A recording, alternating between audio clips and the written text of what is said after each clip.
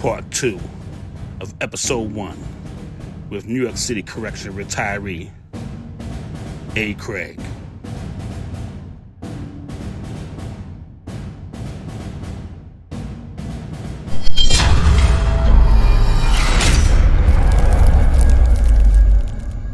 We at Survivor Corrections Without a Union was not created to remove our union COBRA. We believe in unionization and the right to unionize. It's a platform that helps you to survive the Department of Corrections when those who fiduciary responsibility to work in your best interest does not. Views and opinions expressed in this video are not that of the host and do not necessarily reflect the views and opinions of Survivor Corrections Without a Union. The views and opinions are of the guests and the guests alone. But there are things that they could do. There's things that they need to hold this union responsible for. This is not a union bashing thing that I'm doing here at all. You know, the reality is, and it's not the bitter, because that's what they're going to try to put out. He's a bitter dude, he's angry, you know, about the job, and he lost, and all that rhetoric. The reality is this. I give a fuck. There you go. I'm a dude that's a B officer at heart. Even when I came back and worked, I worked with inmates every day in the gym. I did triples. Right. I went to a housing area and did triples because the captain made a point to me. Oh, Craig, you say you care so much about the officers. And I took the post. I took the post. You know what? You right. And you know what was sad? When I took the post, the officer literally cried and said, thank you. And I'm like, wow, man. Wow. That's how much stress they under. That's how much stress. Yeah. So who's providing any semblance of peace? Officers have got to fight. Right. They've got, and they can win. Right.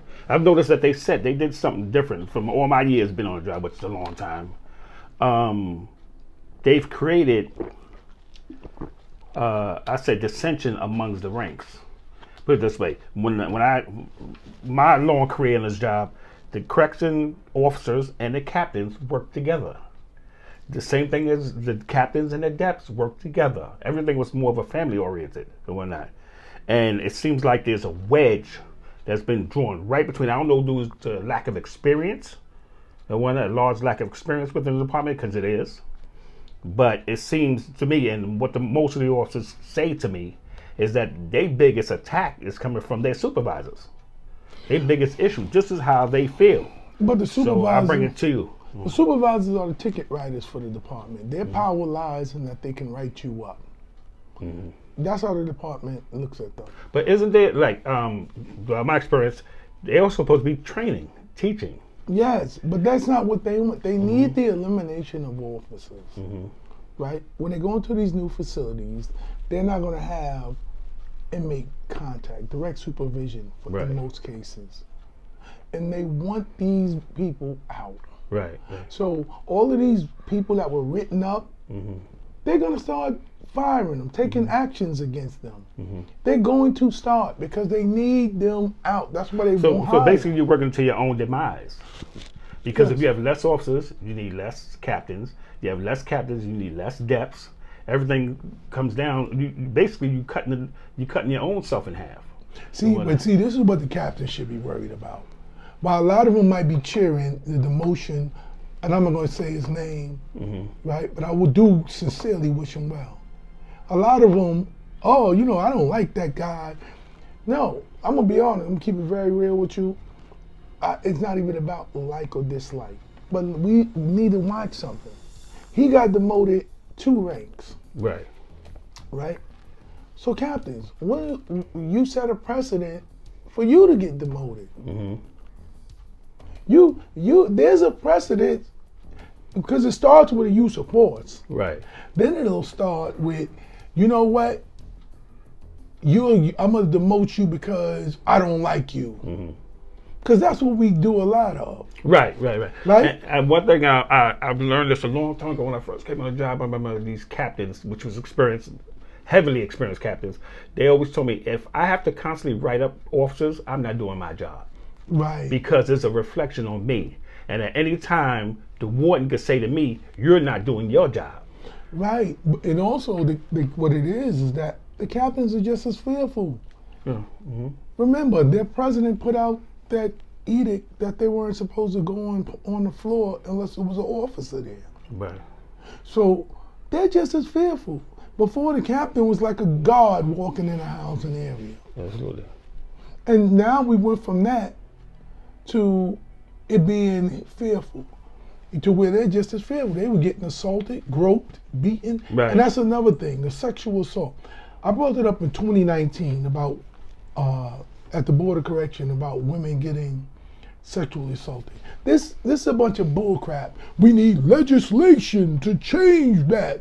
And we're gonna send these people to upstate New York, and we're gonna lobby to get a law. There's already a law in the book. Always has been. Yo, this is how you know they either don't know, they failing to do any research, or the legal team is no good, or they just don't want to do nothing. Right. Me and Amelia Warner, took the former board member. Yeah. We took the Manhattan DA. She contacted me, and we took her to Manhattan House. Mm-hmm. And we talked about these officers. She asked them what their issues was. Initially, she was there to talk about managers who were making sexual advances. Right. But this is what she said. She said, when you do a tour and a guy flash you, right, it's a sexual crime. Right. Right? If he gropes you, it's a sexual crime. So all of these women making tours and the guy standing there masturbating, right, that's a sexual crime. Right, true indeed. She said what they need to do is file it. She would prosecute them as sex offenders. Sex offenders would be labeled as sex offenders, which would limit them in the street. And we know no inmate wants to be known as a sex offender. That's true, absolutely. So all of this, I need to have a law, or we need to go upstate and we go to, that's all PR. It's all public relations. Because it's already in place. Yes. Yeah, sexual assault is a crime. If a man pulls his penis out on a train, and masturbates, yes, and masturbates on a woman, I don't mean his semen on a woman, just masturbate while she's standing there. Guess what it is? It's a sexual crime. He's a sex offender. Right. He gropes her. He's a sex offender. He grabs her breast. He's a sexual predator. So why do they have to wait for legislation? Meanwhile, women are taking posts every day being sexually assaulted. Right, right. Because they're working on the post by themselves and definitely outnumbered. Right. And so especially at one point, and I don't know if that's still going on, but at one point, these dudes, the inmates, were ordering women. I spoke about that in 2019 at the board. They were saying, I want Miss Blase Blah here. So they could do the same thing. Right. And I said objectify them, but no, they were doing more than that. So basically ordering, requesting certain officers, female officers to work and whatnot. Right. Now, the question comes to this. Was they complying with these inmates' requests? See, yes. That's where it comes Yes, into play. they were complying. Because that's the crime. I had audio, and still possession of audio, where these women talked about it. Right. Where the women talked about it. So when you say, why are these people bringing in stuff for inmates? First of all, you were on a job where they're watching them on camera use the drugs.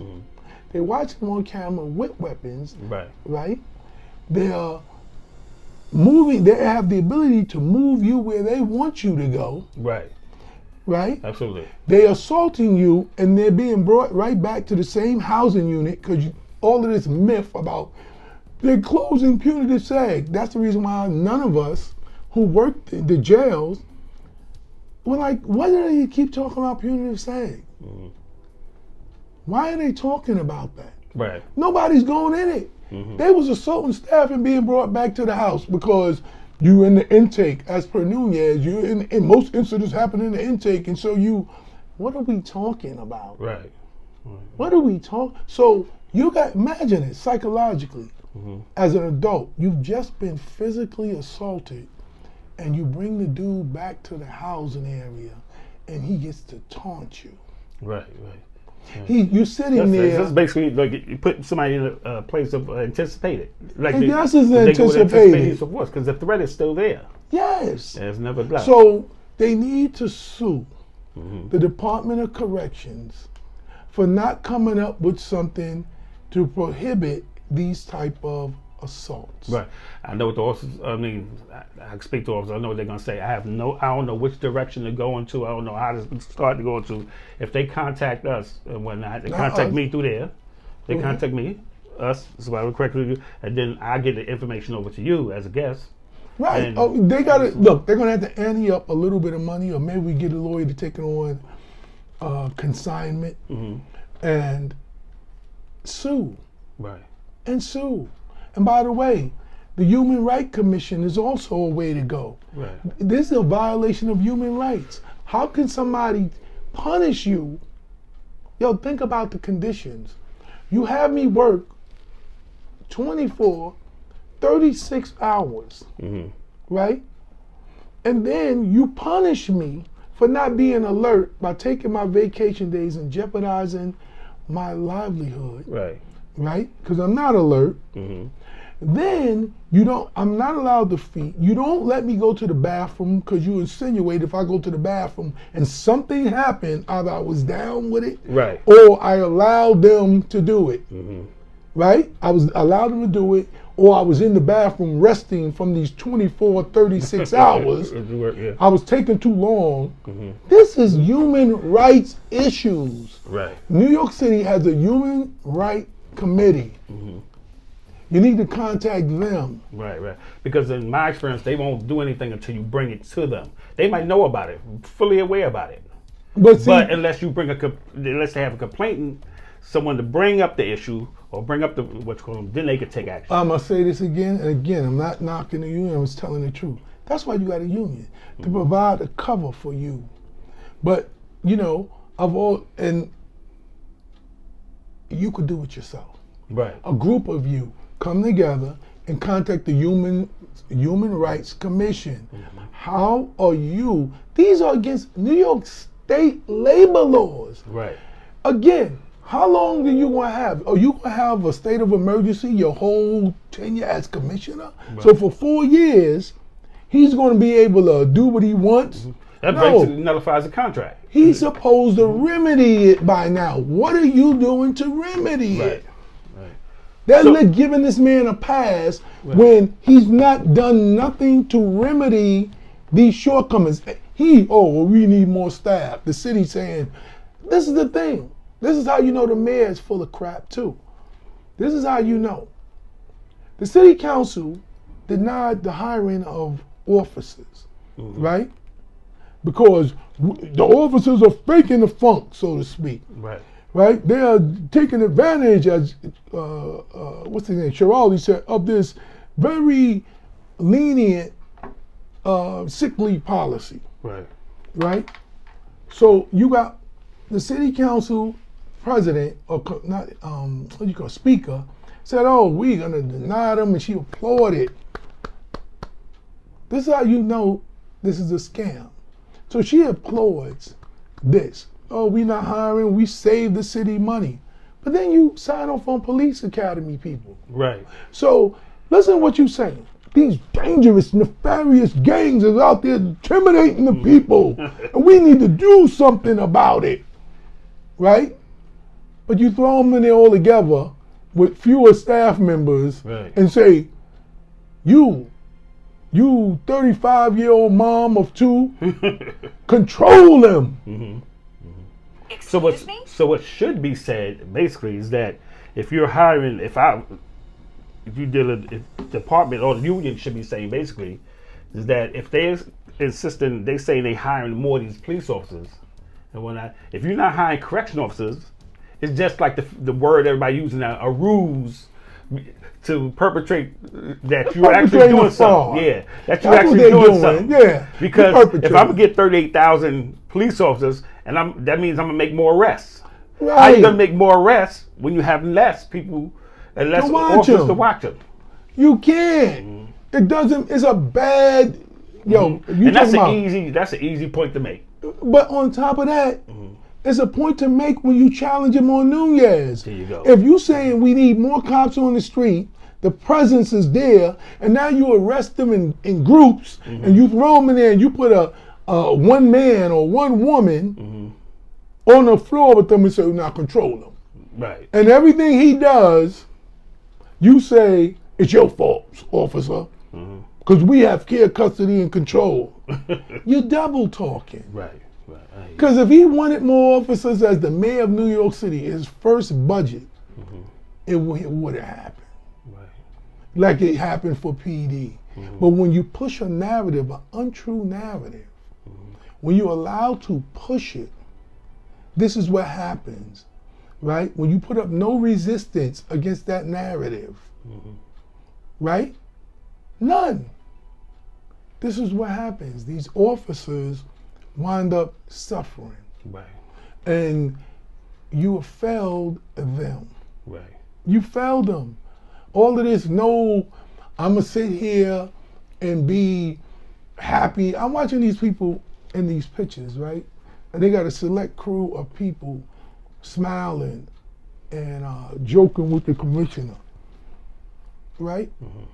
How do you feel, because he was in law enforcement, how do you feel knowing that your officers are scared? Or are you just surrounding them around or surrounded by officers who tell you what you want to hear? Who's advising you? Because we know the president of the union had no experienced man in a post. Right. We know that's a fact. The other people around them do. Many of them do. They worked housing areas. So and they should be. depots. They should be. They voicing should be opinions. able to understand that if this is the thing, if you say presence is important, right? You agree that presence is Absolutely. important, right? They telling you the officer shouldn't be in a bubble because his presence is important on the Right. floor, and you saying you need more cops on the streets because their presence stop crime. Right. How you a union not present and think any of that? Why aren't you adopting that same mindset? See, Do you think it's just they don't know, or see, this is I'm actually this is a slippery slope question. There's nothing, no agenda in it, but is it that they just don't know? See, either you don't care, you don't know, or you're afraid. I believe it's one or the all of other. those things. You got a situation where we talking about the threat of layoffs. A union president sitting there with the aspect of layoffs happening, right? You know, so what did he do? He sat back and he just let them. I was in the jail, so I know this. There was never a meeting from this union where they came and said, please don't resign. Right. Tell them that this is our plan. We're going to fight for you. That never happened. So my mindset said, how are we telling you on TV you need more officers when you're not even keeping the ones you got? Oh, okay. You're not even fighting for the ones you got. See, a lot of this is hard because you're fighting a movement. They want Rikers Island and the people of New York City are the victims of this. Right. Right? You got to get killed damn near killed in order for anybody to go to Or Rikers they Island. say I've heard of inmates that got released on murder charges, that's waiting outside for their case. So look at what we dealing with. So when you see the people on, like, this is the thing. You see the people on the street and you watch these videos. Most of the crime we see is jail crimes, especially on the trains. Stabbings, you know, or those are jail crimes to get around these so-called tough gun laws. Right. So you seeing it on you're seeing it live. What officers got to deal with in jail on a daily basis. So what happens on the island or any correctional facility has filtered over into the streets now. Right, because what you see is, think psychologically. You see a guy in a blue uniform standing before you. He's the police. Right. As the inmates used to call, yo, you the police. I don't fuck with police. Right. So they got this thing, you're the police. You on the police, you're the police, and you're being beaten. Right. So now you release me in the street. I don't think twice about beating the police, because I was beating the police in jail. Yeah, right. See, we need to come to grips with some things here. And I'm going to say it again. Not just to talk about the problem, the solution lies with the officers. Right. It's always lied with them. Stop going in the locker room and beefing and whatnot. And this is I came here, because you reached out and I wanted to say these things after this man got stabbed. Right. And then the guy got pushed down and had the staples in his head. Yes. And that was a long time coming. Right. It's just a matter of time. I feel like you got to speak out or you're a part of it. You're a part of it. This commissioner, the whole thought, let me ask you. Matter of fact, I'm going to say what I think. The whole thought that the feds taking over Rikers Island is a bad thought. Oh, it's horrible. It's horrible. So, but we never ask what that means. Right. What does it mean when if they take over? They eliminate the power of the commissioner. Right. Because it's administrative. Because they can't get involved. Because these are city inmates. These are not federal inmates. Okay. No, because they're making arrest on officers. Right. Feds are making. Oh well, that's a different. Yeah, that's so. Guess what? What does that mean in my mind? You'd be in less jeopardy of being assaulted because the fear of people have of the feds. Right. They have no fear of the city because the city is about eliminating Rikers Island for its profit. Right. The state is interested in not keeping the dudes there, the inmate population, because it's interested in profit to the state. Right. The feds take over. Guess who would think twice about punching you in the face? The incarcerated individual. He's going to think twice about punching. So what? I'm just asking officers. Go to a union meeting and ask them, what do we lose? Because the people bringing in contraband, forget about them. Forget about them. There's a choice, and I get it. It's a very scary situation to be on post, and the federal monitor is running the department. Right. No pushback. Like, I'm sending these officers help. How about, can we start with that? I'm going to send you help when you call for it. Right. It ain't no debate. It ain't no discussion. The confidence that the officer should have is when he called for help, somebody coming. No, what's the nature? Somebody's coming. Right. The whole country, the whole world would be upset if a cop, New York City cop, was on the streets and he said over the radio, I need assistance, and the 911 operator would say, oh, what's the nature of your assistance? Because nobody can even imagine that. It's ridiculous. Yeah. But they do it to correction officers every day. Why is he less dangerous? There's a perception that he's less dangerous in jail than he is in the street. But that's only because he's enclosed. But if you have no rules to control that individual, he's just as dangerous. How do you feel about the liability? If I'm what we would call a tour commander one night, someone called for level B, this alarm response, and I dumb it down, I bring it down, I downgrade it to level A, and you get assaulted. You know what I'm saying? I'm suing. Cut. I'm suing. See, this is the thing. That's what a lot. Everybody's going no. Everybody's going for the comp case, but you can't have adopt policies not to send help for me. Right. You cannot adopt a policy that says because the Federal Monitor stands up and says, well, we overusing that, and you as a facility now adopt a policy. You are liable. Right. So you cannot take the comp case. You're liable. And just basically sue them. Sue the shit out of them. How is it that you're holding, you cannot adopt that as a policy because the Federal Monitor says you're too reliant on calling for help. Right. And let's keep it really funky. Here's a white man from Texas, right? Here's a white man who probably wouldn't walk through East New York.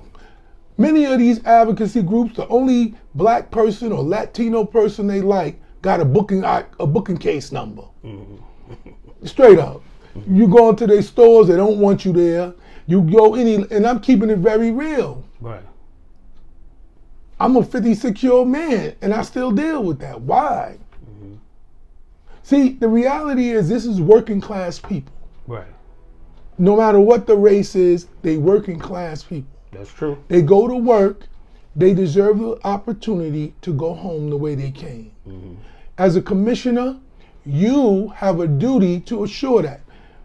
One of the best roll calls I ever been to was when I was new, 20-something years ago. And Warden Kane stood the roll call. We were getting our asses handed to us. Assaults on staff like crazy. And he came to roll call and he said something, I had goosebumps. He took his cigar out of his mouth and he said, God damn it, if all of you don't make it home safe, I have failed you. I had goosebumps. Here you go. There you go. Hold up. Actually, on that note, I'm gonna pause so we can continue this either later on today or at a later time because we're over an hour, and I know people tend to stray after a certain while and whatnot. And what you're saying is truly enlightening.